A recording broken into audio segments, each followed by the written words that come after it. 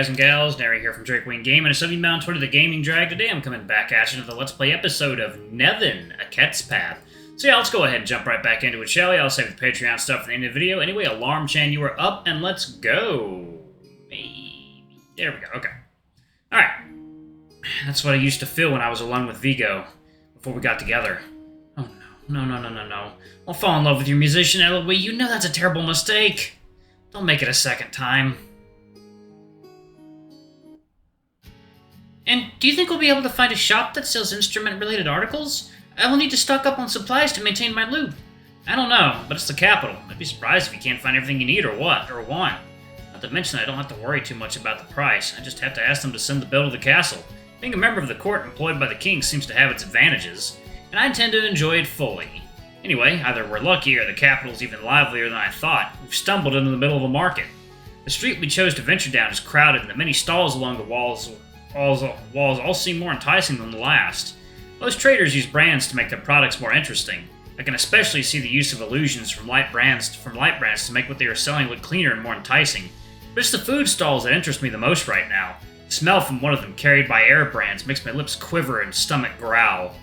Hey, look at that! They're selling Macadian pastries! The cat, calm down, we have all day. The falcon acts like a kid. He jumps from stall to stall, interested in everything he sees. If I take my eyes off him for a second, I feel like he'll disappear completely. Maybe I should put a rope on him. Eloise, come on! You have to try this! I'm coming. Show me what wonderful thing you've discovered. I stand next to the bird to look at the stall, and I must admit that what I see suddenly makes me hungry. Dozens of biscuits, cakes, and pastries are spread out in front of us. They're covered in fruit, sugar, and cream of all kinds. I feel myself salivating just looking at them. The vendor approaches us. He has a brown dog with a triangle on the right side of his snout. I guess a brand of argon is useful in the kitchen. Gentlemen, what can I serve you on this beautiful day? Our desserts are freshly baked from this morning and still warm. I see you have kikias. Would it be possible to have two? Ooh, new word. Okay. So what is a kikias? Kikia. Ugh, no, never again. That crap is the sugariest thing I've ever put in my mouth. I have no idea how my cat can digest it. Okay, alright. Wow, alright. Ooh, I see we are dealing with connoisseurs. A sweet from Macad, one of our best products. The vendor bends down to grab what was honestly my least favorite of what's on offer. It looks like an old cube of dough topped with a dried out grape. I expected something better. Especially since there's a little fruit tartlet right next to it. It's so shiny. I want that. No, Eloise, try to make an effort. The cat wants to show you something from his country. If I may ask, where did you learn to cook this? I didn't think I'd find any here. I lived in Majalda for 15 years. That's where I learned the trade. But it's a profession for... Yeah, I know who you are, Saeed. Oh boy.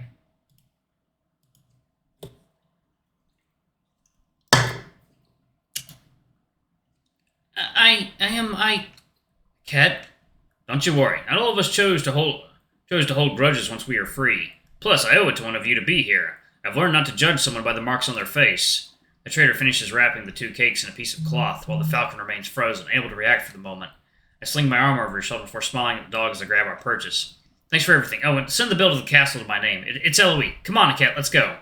Thank you, gentlemen. I pull the bird through the crowd, leading us away from the baker's stall. Then I feel him shiver slightly under my hand. Of course, the first merchant we stop at had to be a former slave. Hey, are you alright? Well, I think I'm fine. I just feel like I can never escape it, no matter what I do. As always, when he thinks about his past, Cat slowly raises his hand to touch the golden bar under his eye. You heard him. He didn't try to blame you. I know. It's just... I'm just trying to put it all behind me, and every step I take, someone comes along and reminds me who I am. But this is not who you are. You are not defined by your past, Cat. Not when you had no choice in it.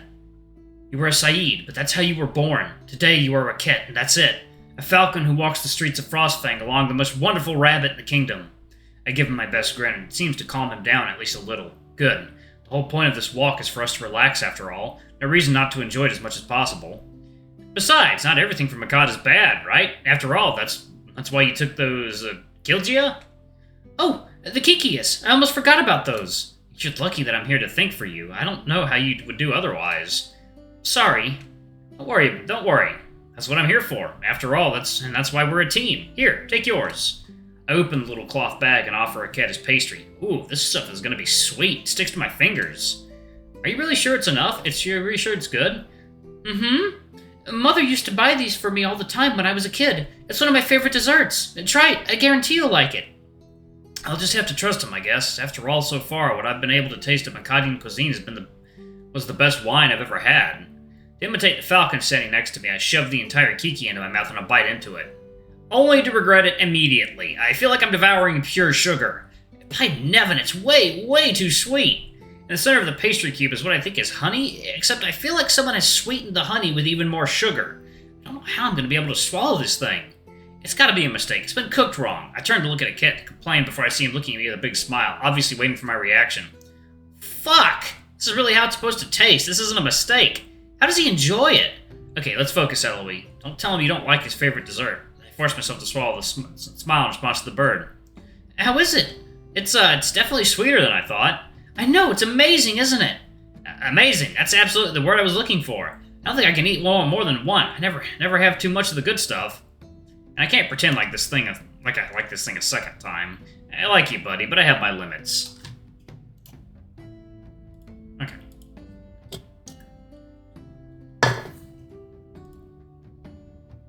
Rest assured, not many people would eat 2 in a row. I must be one of the few exceptions. Well, I'm getting a little worried about my bird's health. Being able to eat several of these things must be a sign that something is wrong. And plus, I also want to try some Frosty specialties. I'm sure you have some good food here, too. Ooh, we have plenty for you to enjoy. Just don't expect it to be so sweet. I'm sure I'll be happy anyway. The cat seems to be back in the same mood as when we started our little trip. Good. After all, we're here to relax. It would be a shame if he was in a bad mood all day. So we continue on our way, exploring the stalls and buying the occasional thing that interests us. I am extremely reassured to see that the cat also enjoys pastries with a normal sugar level. I don't know how much time passes as we wander from stall to stall. What I do know is that this is the happiest I've been since I left Rhaegar's band. It feels good to be able to just forget about everything that's happening to me, to enjoy the moment and let myself go a bit. To forget about the intrigue and the politics, to forget about my brand. A cat eventually stops in front of a shop specializing in plants and flowers. He stands in front of it for a moment, staring at the entrance with a hesitant look. Edelweiss. Excuse me? If you're trying to get me flowers, Edelweisses are my favorite. Small, cute, and white. How can you not like them? But, no, I don't. Well, if you want, I can buy you flowers, but that's not what I was thinking about. Calm down, relax, I was joking. I mean, they really are my favorite flowers, but I suspect you weren't trying to buy them for me. So, what are you so hesitant about?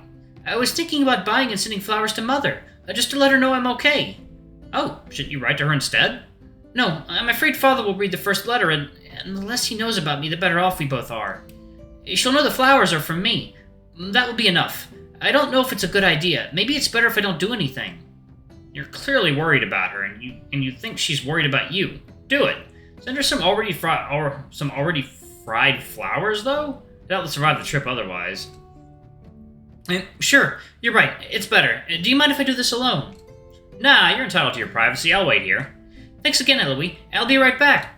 I lean against the wall as I see him walk through the door of the shop. Now I just have to find a way to keep myself occupied until he finishes. It shouldn't be too difficult. I just have to get back to one of my old habits, watching passers-by. I used to do that a lot before Rhaegar took me in. Admittedly, it was partly to see if I could easily nick the purse of one of them, but it's also a good way to pass the time. I was never very good at stealing purses anyway. It's fun to watch people and invent them a life. A torn piece of clothing could indicate an altercation. A bouncy walk might reveal a smitten lover. However, there is something wrong, something that didn't happen when I lived on the street. This time, every once in a while, it's me they're looking at, and the expression those looks is the last one I expected to see. Fear. Water time.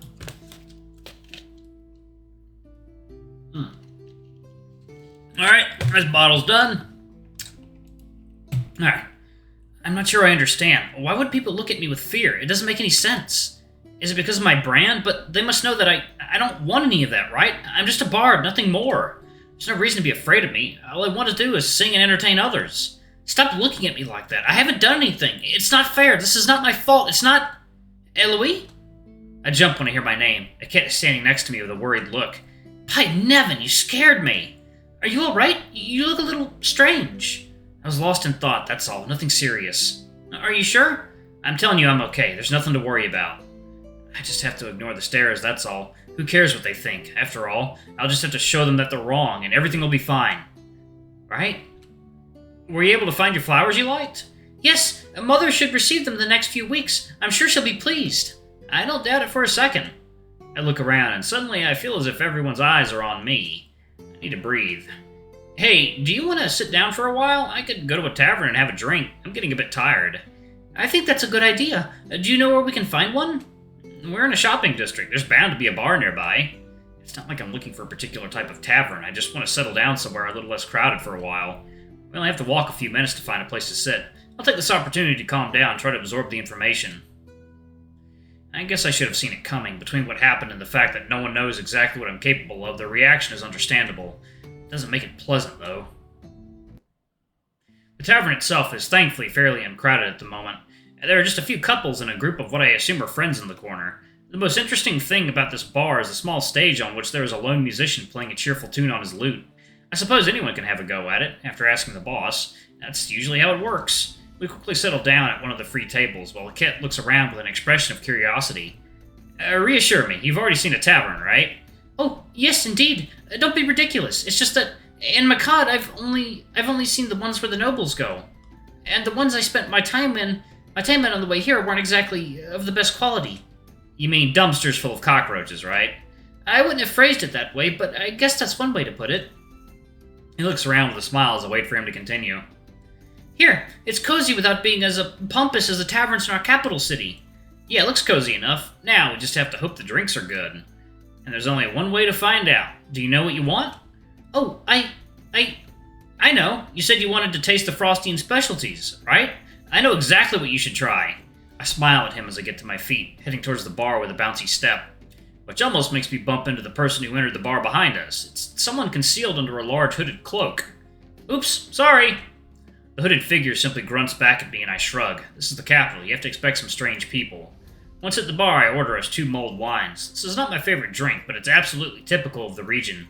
It would be a shame not to let a cat enjoy it. Besides, I already know he likes wine.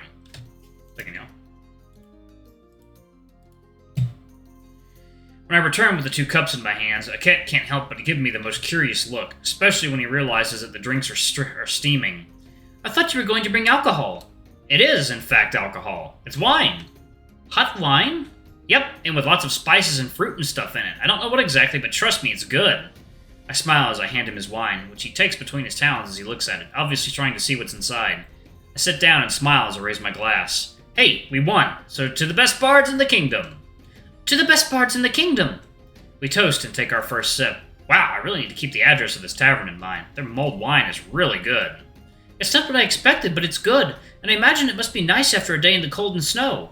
That's the idea. In fact, that's why we created that drink in the first place, to help warm up the workers. Glad your first try at something entirely frosty is enjoyable. I'm glad to get to try it with you.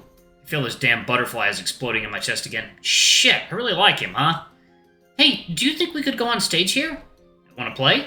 It's just that we haven't played together since the contest and... Oh, sorry, it probably brings back bad memories. I'd understand if you didn't want to. Don't worry, it will take more than that to stop me from singing. I'd love to go on stage with you. Besides, we've got a whole number to prepare for Mailbone's birthday. It will help us get back on track. I'm interrupted by a bang. The front door of the tavern has been violently opened. There's a silence in the building as everyone watches a stumbling figure enter. And I find that figure particularly familiar. Oh, God. Oh, God. Sven, keep your fucking mouth shut. Alright, y'all, I'm going to pause it right there. Thank y'all so much for watching. Don't forget to like, comment, subscribe, ring that notification bell, and check out our Patreon if you can. It always helps. Before I go, I'm going to give a quick shout out to our lovely bronze tier patrons. Thank y'all for all you do for the channel. We greatly appreciate your support. Thank you to our silver tier patron, Cade Silvermoon. Thank you for going a bit above and beyond. It's greatly appreciated. Anyway, if y'all want your names and credits, get access to our Not Safe for Work contents as little as $5 already. I love you all, and I'll see y'all in the next video. Bye-bye!